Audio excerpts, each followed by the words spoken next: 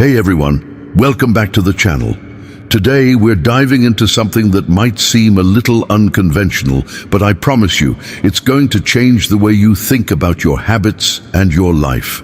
And by the end of this video, you might find yourself looking at one of the most common human behaviors in a completely new way. We're talking about why you might stop engaging in certain habits, like masturbation, and how Stoicism, one of the most powerful philosophies from ancient Greece, can give you the tools to do it.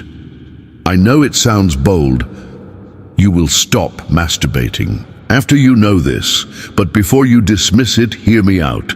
You see, Stoicism isn't just a philosophy, it's a way of life. It's about mastering your mind, focusing on what you can control, and ultimately creating a life that's intentional and fulfilling. And when you really understand the core principles of Stoicism, it can have a profound impact on how you approach everything, including your own behaviors and impulses. Let's start with the basics. Stoicism teaches us to focus on what is within our control and to accept what is not. So when it comes to something like masturbation, the first step is to recognize that yes, you have control over your actions. You have the power to choose what you do and how often you do it. It's not about repression, it's about recognizing that you can make conscious decisions that align with your values, your goals, and your long-term well-being. The Stoic philosopher Epictetus once said, "We cannot choose our external circumstances, but we can always choose how we respond to them." And this is key when it comes to overcoming any habit or desire. It's not about denying yourself the pleasure or the satisfaction. It's about taking control and understanding why you're doing it in the first place. Are you doing it out of habit? Is it an escape from stress or boredom? Or are you using it to cope with emotions or situations you might not want to face? Think about it. Stoicism encourages us to focus on developing self-discipline and resilience. And self-discipline doesn't just mean avoiding things that are bad for you. It's about making intentional choices based on your highest values. Imagine that every time you feel the urge to act on a desire, you stop and ask yourself, is this the best choice for my personal growth? Is this going to lead me closer to the person I want to be? That's where it gets interesting. By practicing mindfulness and being aware of our thoughts and desires, we start to detach from the automatic responses that so often dictate our actions. And this is where the Stoic concept of virtue comes in.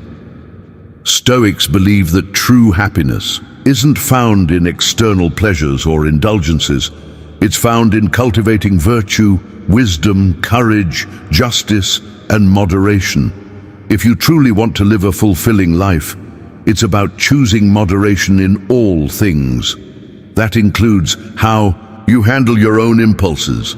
Now let's be clear, this isn't about shaming yourself. It's about understanding that each action you take has consequences, and you have the power to choose those actions consciously. When you give into every impulse without thinking, you're letting your desires control you. But Stoicism teaches us that we are in control of our choices and we can act based on rational thought, not just reaction. You may be thinking, but isn't this something natural? Doesn't everyone do it? Absolutely. Masturbation is a natural part of being human, but the Stoic question isn't about whether it's right or wrong. It's about how you engage with it.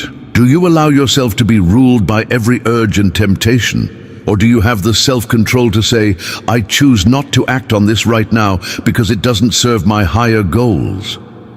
The Stoics aren't about abstinence for the sake of it. They're about control, wisdom, and using your energy to create the life you truly want.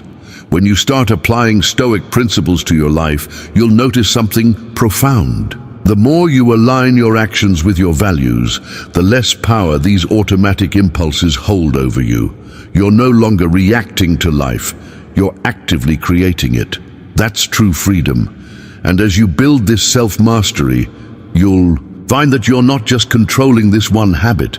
You're learning to control how you respond to everything in your life. Every time you resist temptation or make a deliberate choice that aligns with your greater purpose, you're building muscle for your willpower. When you examine the deeper reasons behind your actions, you can start to break the pattern. And the beauty of Stoicism is that it gives you a toolkit for mastering your own mind. Imagine yourself as a gardener, and your mind is the garden.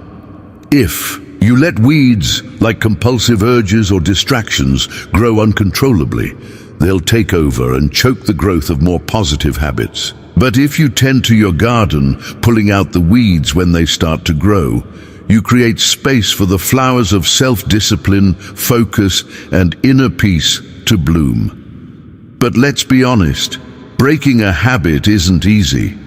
There's no quick fix or magic pill that will suddenly make everything better. Stoicism isn't about taking the easy way out.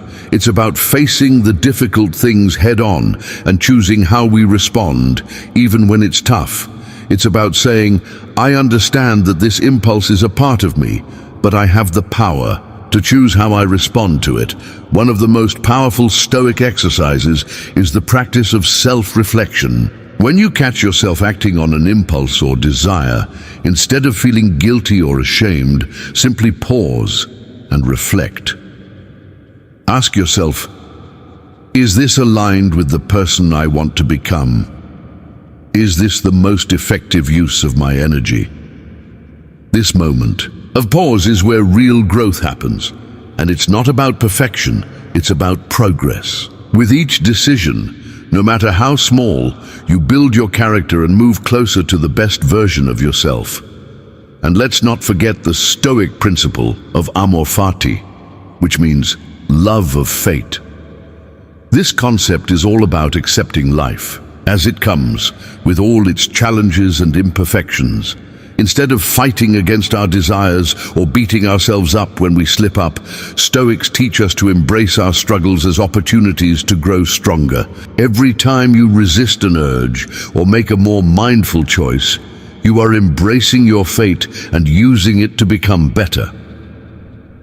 Another critical Stoic lesson is that of indifference to external things.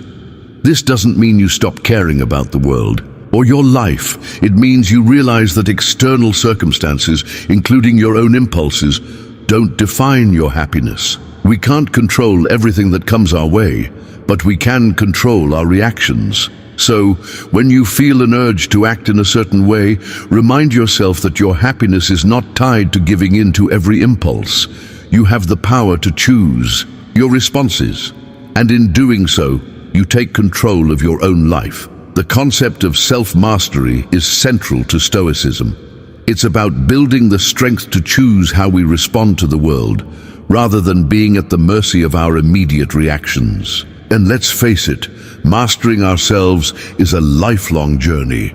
It's not about beating ourselves up when we fall short. It's about learning from our mistakes and using them as stepping stones toward greater self-control. What does this mean in terms of habits like masturbation? Well, it's simple. Instead of framing it as something bad or wrong, you can see it as an opportunity to practice self-discipline and mindfulness. It's not about shame or guilt. It's about choosing whether or not this particular action helps you live in alignment with your deeper values. When you see these behaviors as choices rather than impulses you have to act on, you begin to reclaim your power. The Stoics also talk a lot about the idea of negative visualization. They would imagine the worst-case scenario, not because they were pessimistic, but because they wanted to be prepared for it. This practice helps you appreciate what you have now and put things into perspective. So, what if you stopped and thought about the long-term effects of engaging in something like masturbation excessively? What would that do to your energy, your focus, your relationships? Would it bring you closer to your goals or take you further away from them? These are the kinds of questions that Stoicism encourages us to ask. But here's the thing, the Stoics were never about perfection. They understood that life is full of challenges, temptations, and setbacks. The goal isn't to be perfect, it's to strive to be better, to develop a mindset that sees obstacles as opportunities for growth. So, if you find yourself slipping or struggling, don't beat yourself up. Instead, use it as a chance to reflect, learn, and improve. The real power of Stoicism lies in its ability to transform your mindset. By adopting this ancient wisdom, you can free yourself from the constant pull of impulse and instead focus on what truly matters. You can create the life you want, not by fighting against your desires, but by understanding them, mastering them, and channeling your energy toward things that align with your best self. So, to wrap up, I want you to think about this. You don't have to let habits, impulses, or external pressures control you. By embracing Stoicism, you take back the power to choose. And once you start making choices that align with your higher purpose, you'll find that your habits naturally begin to shift. You don't need to fight against yourself. You just need to focus on the bigger picture, keep your eyes on the goals that matter, and live a life that's grounded in wisdom, self-discipline, and virtue. Thanks for watching, and if this video resonated with you, don't forget to like, comment, and subscribe.